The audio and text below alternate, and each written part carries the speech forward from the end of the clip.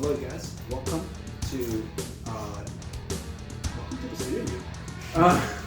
My name is Mark. I'm your host with Ignite and Media, and I'm here interviewing my good friend of mine, Daniel Tobin, and he's going to talk about his art. Okay, so go ahead and tell me what you are, man. You've got a couple pieces, and yeah, we'll go from there. Yeah. So in terms of art, I like to dabble with a little bit of everything. Honestly, I like to be a little adventurous and try a different medium. But what I usually do when it comes to art is charcoal. I just enjoy the black and white aesthetic of it, and also the darks that I can achieve with it. What I usually do with charcoal is draw pets. I get requests from people to draw their pets. They just send me reference photos, and I use my charcoal sticks and make it happen. So I guess I'll start out with an example of that.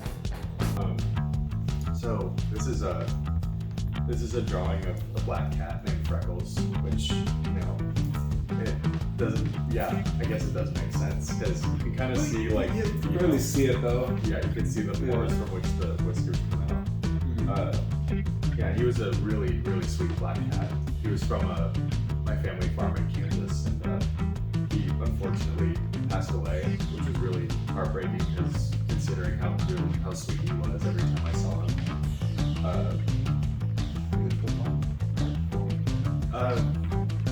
He lived up to like maybe 12, 13 years, but it was still a good life, especially when I was giving him all the love and thanks. What I want to emphasize is, what I like most about working with charcoal is, especially when it comes to drawing pets, I find myself I find the black and white aesthetic to be a unique preservation of, the spirit of the subject that I'm drawing, especially with this one. I feel like this preserves the spirit of Freckles really well. Like, it captures his, personality. When I talk about what I did with the background, I kind of made it into my own thing, and I kind of do that with most pieces that I do. I kind of make it into like an ethereal space and try to kind of work around the boundary lines here. Like with the darts here, I did something light, but with this light reflection on its fur on the left side, I kind of darkened it around it. So yeah, you gotta be conscious about that when you think about the composition of the piece. I would say I saw one. It's very just like the one you described here. Yeah. He's looking at it, and we see the reflection of his eyes. Yeah. I think eyes are one of my favorite parts about working with charcoal. I mean, they can be very challenging, but they're like a very important part of the personality of what I'm drawing. And yeah, I'm really pleased with how they turned out. This one especially. I'll grab another one too. This one is another one of my favorites that I've done. This is one of my cats, Angus. I took a picture of him when it was dark, and he was standing on his kitty tower over a lamp, which gave it gave really cool lighting direction. So it inspired me to do a charcoal piece of him. How long have you been painting charcoal? Was it something you started out as a hobby, as a kid just to dabble with it? Yeah, we'll go from there. I actually started doing that when I was a sophomore in college. The pandemic had hit, so it kind of made it more difficult.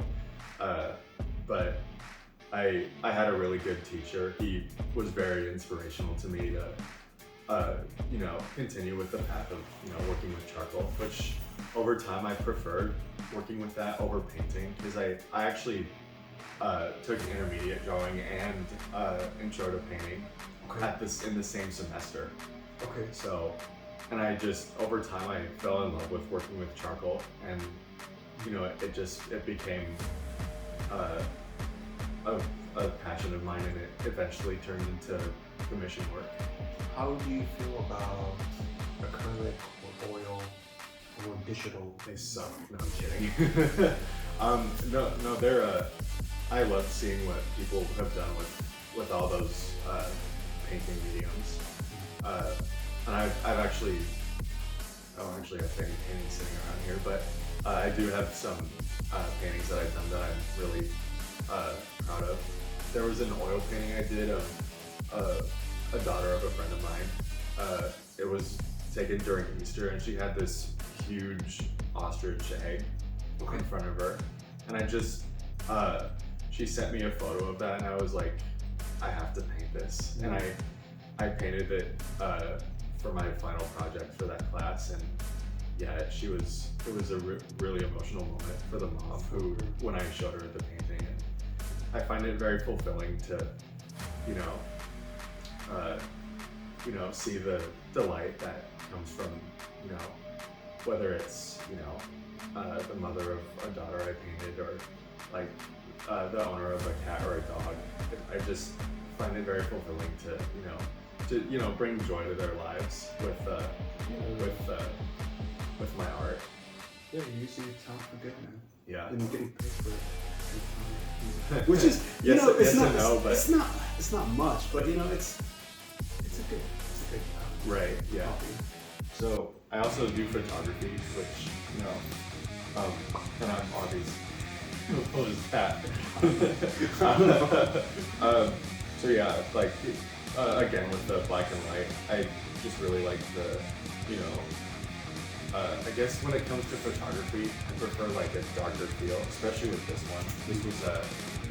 This was taken when I was doing a photo shoot for my album called Tainted. And there's it's for my music project called End of Fall, and that's the End of Fall sculpture itself. Yeah. I just kind of like, when it comes to photography, it's like, I like the idea of, finding random stuff in the middle of a natural landscape. Like you find this weird shit in the middle of the woods, and you're like, what's that doing there? So it kind of spurs like lots of reflection and speculation of where that stuff came from.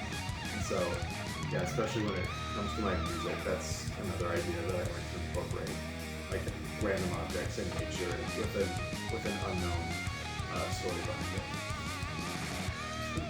Creative. Yeah, and there's that interesting contrast between nature versus what's man-made, and that can create an interesting story in itself, and also like create a conversation between people. Like, oh, what the hell is that doing there? Yeah, like why did you put this and this together like that? Like what's a Barbie doll doing in the middle of well, hold on, let me explain that. That's great, man. Figured I'd show a couple more pieces too. So this is Darth Maul, one of my favorite characters from Star Wars. I did this 2 or 3 years ago. I wanted to submit it to a college themed show, I guess. So yeah, I'm really happy with the way it turned out. I don't think that one's on Instagram, but that one, yeah, right, yeah, I freehanded that one. Well, actually, I had some objects in front of me to draw, like those skulls and bottles. I think the crow was using a reference too, but yeah, I wanted something to, have around, especially during spooky season. Yeah, and then this. Who's this guy? Yeah, this next one is one of my favorites. This is actually a lead singer from a band that I met during a VIP session. This is the lead vocalist of August Burns Red, and I took a screenshot from a music video of one of their songs, and I just really liked, the posture and the emotion, and I actually did this for my final project in my intermediate drawing class, which is, once again, the class during which I fell in love with the medium of charcoal. I posted it on Instagram actually, and the same guy left a comment on it, and I was like, oh my gosh. So, and then when I met him in person for the show that I went to, I showed it to him, and he was like, oh yeah, I remember that. So it was a really was a really cool moment. Not only do I do pets, but I also do, human portraits too. So again, like seeing like how you said about the pets, it looks very realistic. yeah, Right? It looks like a photography piece, you know? yeah. And even the shirt is all ripped and it's worn. Yeah. It's worn a lot. You can see. You can Yeah. see that it's torn, the holes and all that. Right. Yeah. You even got veins too. My hand's getting tired, so I'm gonna put it back up. Let's see. Where can people find? Is there any other art piece in your studio, or? That's pretty much all I have. Actually, I also deal with sculpture as well. There's I have a mask right here. It's what is that? it's a paper mache mask, and it's a recurrent appearance in my most recent album, for Hand of Fall, and this is the 6th mask in my Halloween mask making tradition, and there's the I showed you the red hand photograph earlier, and that's like I put a red handprint on it, like to make reference to that. I included the jaw on there, but I ended up ripping it off as part of the story of the album that I wrote, that this is a part of. So that explains all the blood and stuff. Yeah. So what? It's the album's called Sepulchral. Yeah. Yeah, I know it's a big boy word, but yeah, I'm really pleased with how this turned out, and I think most of my masks are made with paper mache, but I think I made one of them with burlap. That was the one from last year.